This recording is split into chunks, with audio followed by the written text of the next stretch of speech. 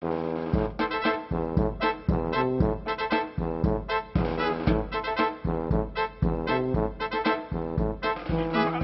I grew up with a family of folks that didn't have a lot of education, but they had a lot of smarts. My dad has a book out right now called "How Much Schooling Do You Need to Be Completely Stupid?"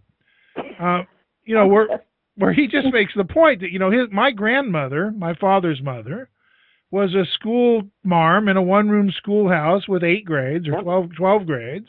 Yeah. She managed to get in the morning and get everything set up and get the materials out and get the fire built and get the place warmed up. Yep. And then teach kids at a multitude of levels, Right. a wide array of topics. Yep. And they grew up, with McGuffey readers or whatever the model was at the time. And they walked out of there literate, intelligent people who had substance to their knowledge. And they were great. Right. They were greatly educated beyond and ready for college when they walked out of that little one-room schoolhouse. Okay. Today, all these kids, I mean, their career aspirations are rock and roll star or tattoo artist.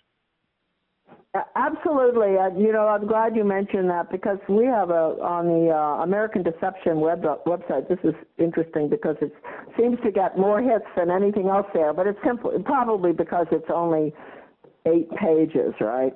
But people have got to go and, type this in. And you type in the last name, and it's Hignite, Hignite. Okay, this relates to what you were just talking about, the quality of education a little bit back. Now, this was a test on the Constitution that was given to this individual. He was a freshman or eighth, I don't know what grade, but not even senior or anything. In 1953 in Central California, public school, and he got 99 on it. And it is without a doubt one of the most difficult tests I've ever seen. Somebody gave it to me. I was speaking in California, and they said, they poked it. They said, "You want this?" And I thought, oh, people are always giving me all sorts of stuff, and I'm grateful, but, I have to take it home. And so I looked at it. I got back to the hotel, and I thought, what on earth? How did this Kenny Hignite ever get 99 on this? He had to know all the names of the Supreme Court justices back then. He had to recite the Bill of Rights, the separation of the parts of the government, you name it, what the Constitution, what it can't do, what it can do, and he gets 99. And but he had to know 22 amendments to the Constitution, right? Yes. Not the first 10, but he had to know 22 of them. Right, all of them. And so I put it up on the internet. I mean, my son's website. It's there. You can go look at it. Well, it has had something like 35,000 hits. Wow. And because people from all over the world are looking at this and saying, I think what they're saying is, gee, I mean, the United States used to have a good education system. What happened? And maybe our own people are looking at it too. And then there are people who will say, oh, well, Kenny's just brilliant. He's a genius.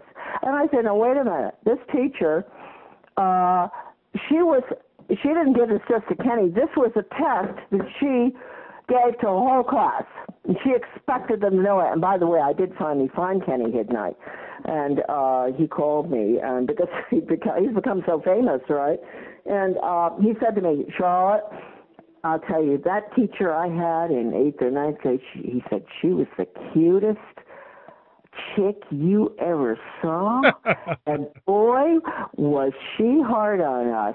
She didn't allow no funny business at all. But what a wonderful teacher. Now that's this is important for the listeners to hear. 1953 in California. This was what was required of not just Kenny Hignite, that whole class. Public school. So what happened, that was 53. Well, in 1965, then you had the Elementary and Secondary Education Act. And that was the beginning of the downfall of American education, because basically they started there The emphasis was on results, performance, outcomes, no longer the brain, neurological, Pavlovian, Skinnerian education. Performance, and that's why outcomes-based, results-based, performance-based education is all Skinner, Pavlov. I don't care whether they've got it attached to phonics reading or not. It is Pavlov. And there's no brain activity going on.